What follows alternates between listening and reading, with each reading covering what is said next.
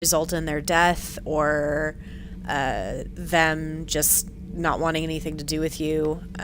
So you can kind of build your crew that way or kind of screw yourself out of a crew that way.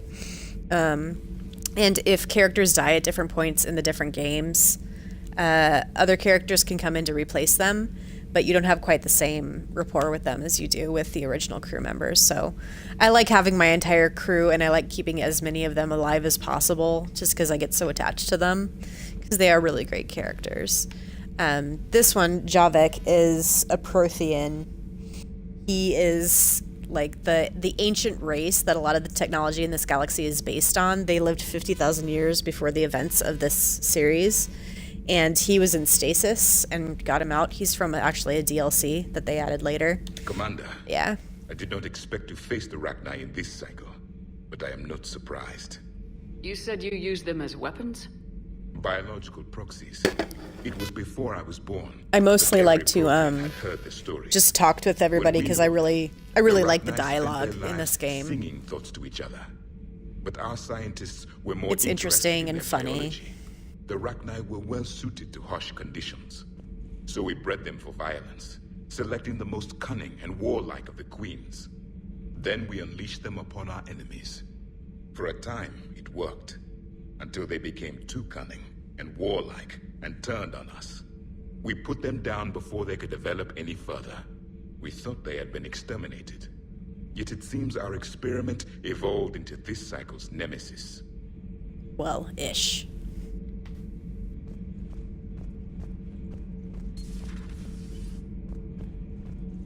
Yeah, so Javik's a Prothean. He's the last of his kind, actually. There are no other Protheans.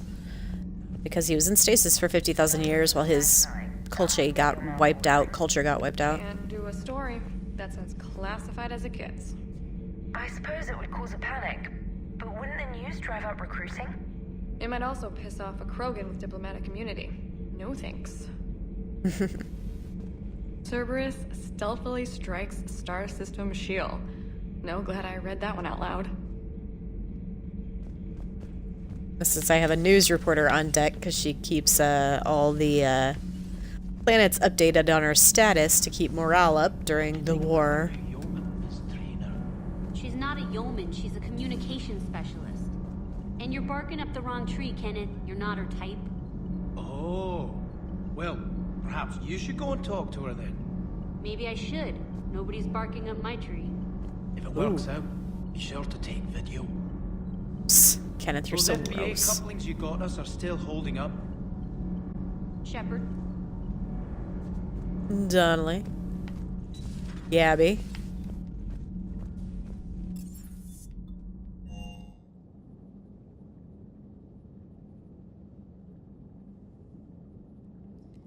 It does. It's one of the many things I really like about this series is how much world building and background they put into all the alien races. All of the alien races are really unique and different in their own way. We have humans, obviously, who are kind of like the newcomers to the galaxy, of course. Perhaps stimulate cell regeneration with a... Could. But Just talking to just yourself, with Morton. That's worse. This is a female Krogan over here, and this is Morden, who is a Solarian. Solarians are these kind of amphibious people who only live for about 40 years. They have like a really fast aging life cycle, and they're all very they are, what is this? I'll take it. They tend to be scientists and special task force agents and anything that involves a high level of cleverness. And they and the Turians, who I'm about to introduce you to a Turian, are responsible for the genophage, which is basically a virus that sterilized the Krogan people. It made it so that only 1 in 1,000 children can be born, and they did that to stem the growth of the Krogan population during a war. And a big plot point in this third game is curing the genophage, because they kind of realize that, you know, that's genocide, and genocide is a shitty thing to do. So you work with Morden and some other crew members to come up with a cure for the genophage. And this is Garrus, who is a oh, he's not in here. He's probably at the bar. So we'll go say hi to Liara first. That's unusual. He's almost always in there calibrating the guns. It's like an inside joke in the game that he's always in there calibrating the guns. Have we found any new engineers for the Crucible glyph? 5 ex-Sonax Industries scientists who attempted to reverse engineer Prothean technology stolen from planet Garvuk. They are technically still wanted by the Council for hiding Prothean technology. As well, Sonax's part in instigating an illegal war on Garvuk. I'm sure the Council will forgive Sounds that intense. for helping with the Crucible. Extend those scientists amnesty and an invitation. Right away.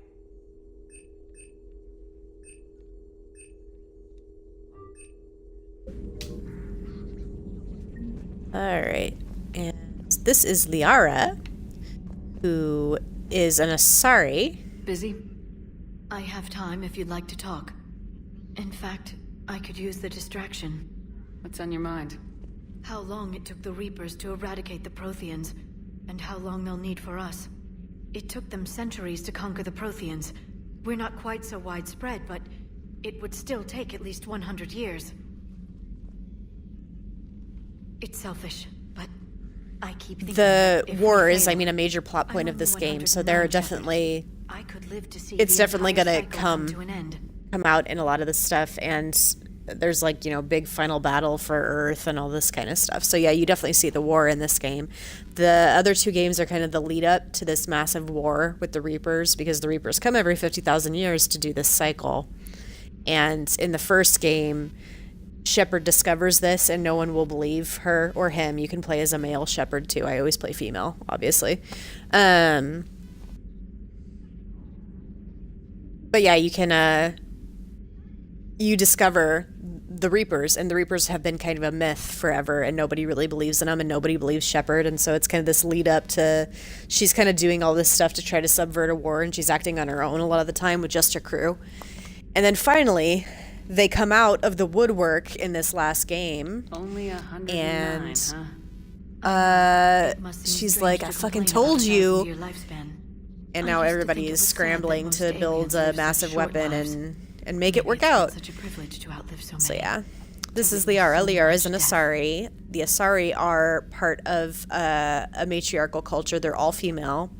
Don't drive yourself They're crazy like about the this, diplomats, We're still in the I fight. guess. Only because you're still driving it forward. Some of them are We mercenaries, some of finally them are have other diplomats. leaders on our Liara here side, is but a none will an take us as far as archaeologist. you can. Sometimes I wonder how you Very do it. smart. She's also the shadow broker, which is something that you learn about in the second game, but she's essentially a secret underground networked information broker. She knows everything about everybody and has access to everybody's stuff. I think of the people I care about. That helps keep me going. I'm glad I'm among them. I hope. Of course you are. I feel better already. Thank you for coming by, Shepard. Why don't we talk later?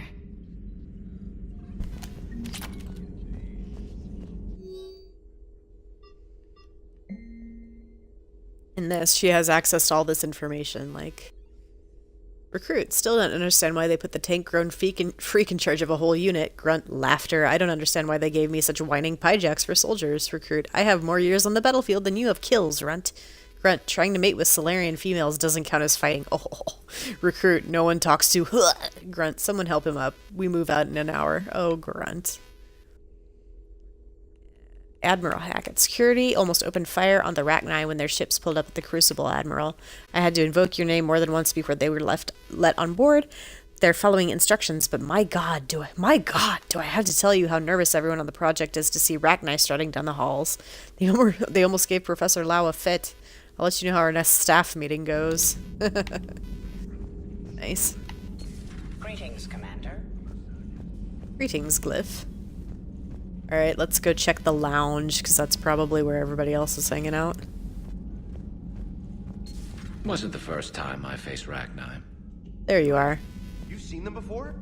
A few years back, on Noveria, Saren and his minions were trying to extract information from the Rachni Queen. You saw Like the bastards. Hell, we spoke to her. Queen? You spoke? I can't imagine that. The things you've done, sir, they're amazing. Well, it didn't seem that way at the time. Mostly, you're just clawing your way out of one mess and into another, hoping your ass comes along for the ride. Oh, Garrus. Anyway, Garrus is my space bird boyfriend. He's who I'm romancing in this playthrough. But he's a Turian. Turians are a military race. They're really heavily militarized. They basically all serve in the military. It's a requirement of their culture. At 15, they get recruited, and they're in the military for a standard amount of time. I think it's maybe 5 years, something like that, and a lot of them end up as bodyguards and law enforcement and that kind of thing. Just one word, Shepard. Grunt. There'll be a lot more dead Reapers now. Most likely.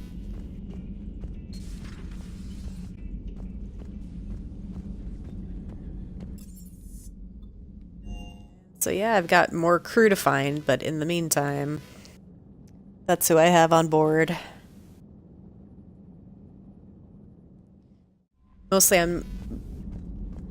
in this game, there are certain events that once you pass a certain threshold, you can't do other quests. So I'm kind of cleaning up all the quests I have to do before I go for the next major plot point.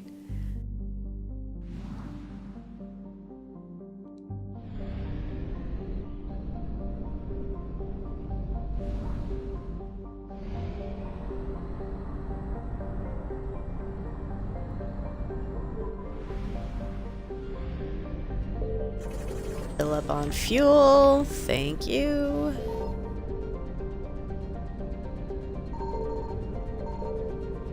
Whatever, Reapers. Now, what do I have to do? It's over here. Cerberus abductions. That's the next major dealio over there.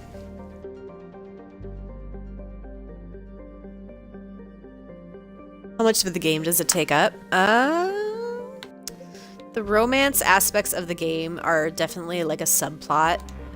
I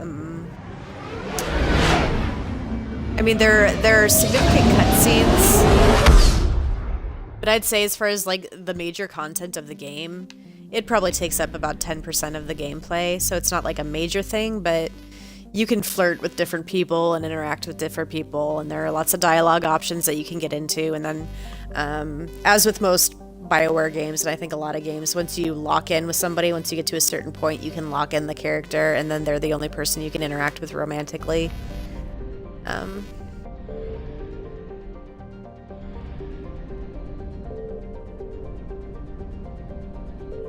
But yeah, I mean, it's not a massive part of the series, but it is significant, and I think it adds a lot of good characterization and stuff like that into the game.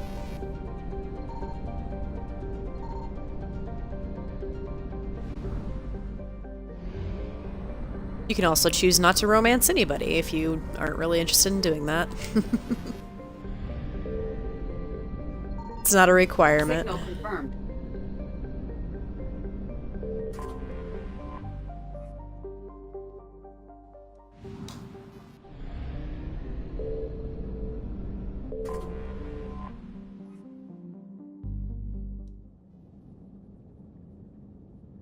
I think this is where I meet another old crew member.